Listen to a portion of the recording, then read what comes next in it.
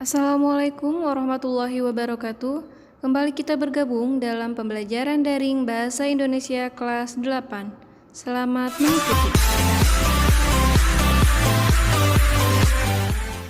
Baik, pada kesempatan kali ini kita akan memasuki pembelajaran bab 4, yaitu mengenai mengekspresikan perasaan melalui puisi. Sebelum kita membahas pada materi intinya, kita harus mengetahui dulu bentuk karya sastra itu sendiri. Karya sastra terbagi menjadi 3, yaitu prosa, naskah drama, dan puisi. Berarti, puisi di sini termasuk ke dalam salah satu dari karya sastra. Berbicara mengenai teks puisi, mungkin kalian pernah mendengar sastrawan seperti Chairil Anwar, Taufik Ismail, W.S. Rendra, dan Sapardi Djoko Damono. Mereka adalah sastrawan Indonesia yang telah menghasilkan banyak karya, khususnya dalam puisi. Lalu, apa itu yang dimaksud dengan puisi? Puisi merupakan jenis karya sastra yang berbentuk singkat, berisi kata-kata indah yang digunakan penyair untuk mengekspresikan gagasan dan pikirannya. Perhatikan contoh puisi berikut ini yang berjudul Dengan Puisi Aku karya Taufik Ismail.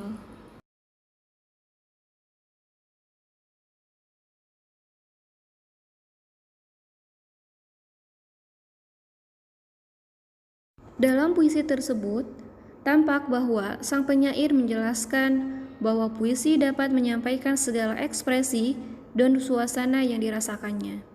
Dalam puisi tersebut, penyair mengatakan bahwa dirinya akan terus menulis puisi hingga menua, yang ditunjukkan pada lirik pertama dan kedua, yaitu dengan puisi aku bernyanyi sampai senja umurku nanti. Bahkan, pada lirik-lirik berikutnya, penyair menjelaskan bahwa dirinya berdoa, memprotes, menangis, dan bersyukur melalui puisi. Selanjutnya, puisi memiliki unsur-unsur pembangun yang dapat dibedakan menjadi 2 struktur, yaitu struktur batin dan struktur lahir. Struktur batin adalah unsur pembangun puisi yang bersifat tersirat, atau terkadang dalam setiap kata, lirik, dan bait puisi. Sedangkan struktur lahir merupakan hal yang terlihat atau tersurat dalam puisi, sehingga secara lahiriah dapat ditangkap oleh indera pembaca. Dalam struktur batin terdapat 4 bagian. Yang pertama adalah tema atau disebut dengan makna, yaitu pokok pikiran. Tema atau makna ini adalah unsur utama dalam puisi. Yang kedua, terdapat rasa, adalah sikap sang penyair terhadap suatu masalah yang diungkapkan dalam puisi. Pada umumnya, ungkapan rasa ini sangat berkaitan dengan latar belakang sang penyair. Struktur batin yang ketiga adalah nada, merupakan sikap seorang penyair terhadap audiensnya serta sangat berkaitan dengan makna dan rasa. Yang terakhir adalah amanat, yaitu suatu pesan yang ingin disampaikan oleh sang penyair kepada audiensnya atau pembaca. Adapun struktur yang kedua adalah struktur lahir, di mana struktur lahir terbagi menjadi 5 bagian. Yang pertama adalah diksi, 2 imaji, 3 tipografi, 4 rima atau ritme, dan yang terakhir adalah majas. Struktur lahir yang pertama adalah diksi. Artinya, pemilihan kata-kata yang dilakukan oleh penyair dalam puisinya. 2. Tipografi, yaitu bentuk puisi seperti halaman yang tidak dipenuhi kata-kata, tepi kanan, kiri, pengaturan barisnya, hingga baris puisi yang tidak selalu dimulai dengan huruf kapital dan diakhiri dengan tanda titik. Struktur lahir yang ketiga adalah imaji, artinya kata atau susunan kata-kata yang dapat mengungkapkan pengalaman indrawi, seperti penglihatan, pendengaran, dan perasaan. Imaji terbagi menjadi 3, yaitu imaji suara yang disebut dengan auditif, imaji penglihatan disebut dengan visual, dan imaji raba atau sentuh disebut dengan imaji taktil. 4. Rima dan ritme. Rima adalah persamaan bunyi pada puisi, baik di awal, tengah, dan di akhir baris puisi. Ritme, alunan yang terjadi karena perulangan dan pergantian kesatuan bunyi di arus panjang pendek bunyi, keras lembut tekanan, dan tinggi rendah suatu nada. Struktur lahir yang terakhir adalah majas, di mana bahasa kias yang dipergunakan untuk menciptakan kesan tertentu bagi penyimak atau pembaca. Adapun majas yang terdapat dalam teks puisi adalah personifikasi dan paralisme. Yang dimaksud dengan personifikasi itu sendiri adalah majas yang menyatakan benda mati yang seolah-olah hidup layaknya manusia.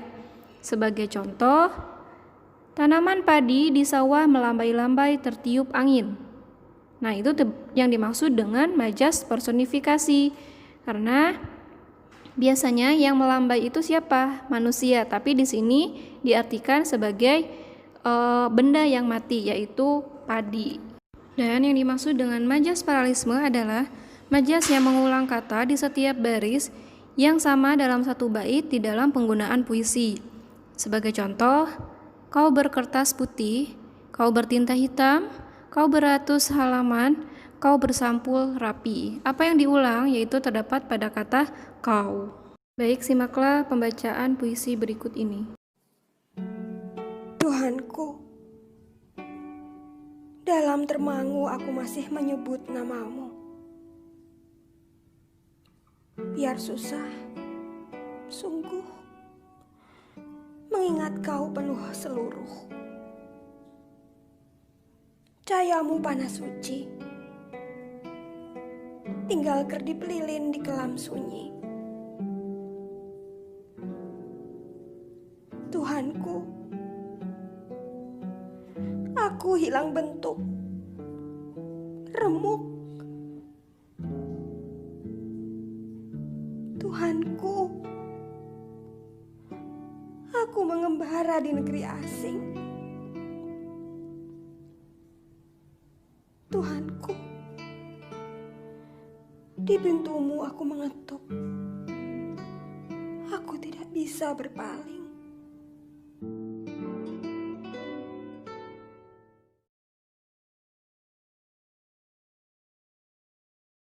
Baik, coba sekarang kita akan analisis puisi doa karya Chairil Anwar. Yang pertama adalah struktur batin. Struktur batin yang pertama adalah tema, yaitu temanya tentang ketuhanan. Perasaannya apa? Perasaan dalam puisi tersebut adalah terharu dan rindu. Nada dalam puisi tersebut adalah mengajak agar pembaca menyadari bahwa hidup ini tidak bisa berpaling dari ketentuan Tuhan. Dan yang terakhir adalah amanat. Amanatnya agar kita bisa menghayati hidup dan selalu merasa dekat dengan Tuhan. Selanjutnya, struktur lahir. Yang pertama adalah diksi, di mana diksi yang digunakan penyair adalah kata-kata yang bernada ragu, lemah, bimbang, dan rapuh.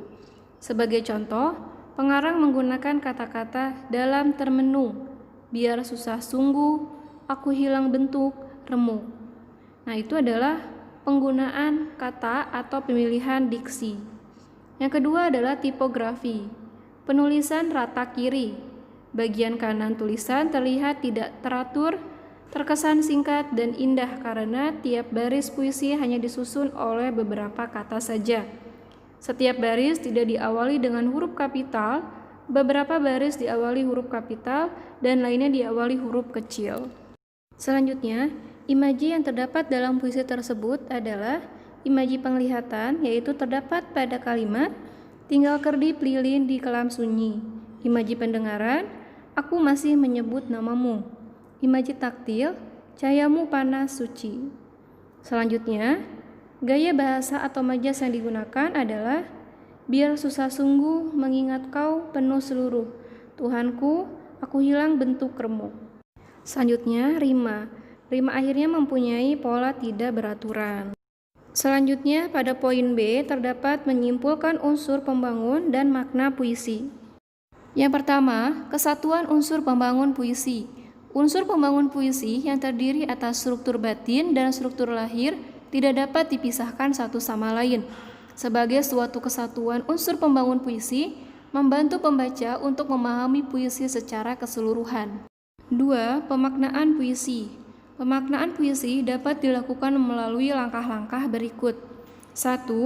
Mengidentifikasi kesatuan unsur pembangun puisi. 2. Menentukan kata kunci puisi dengan kehidupan nyata.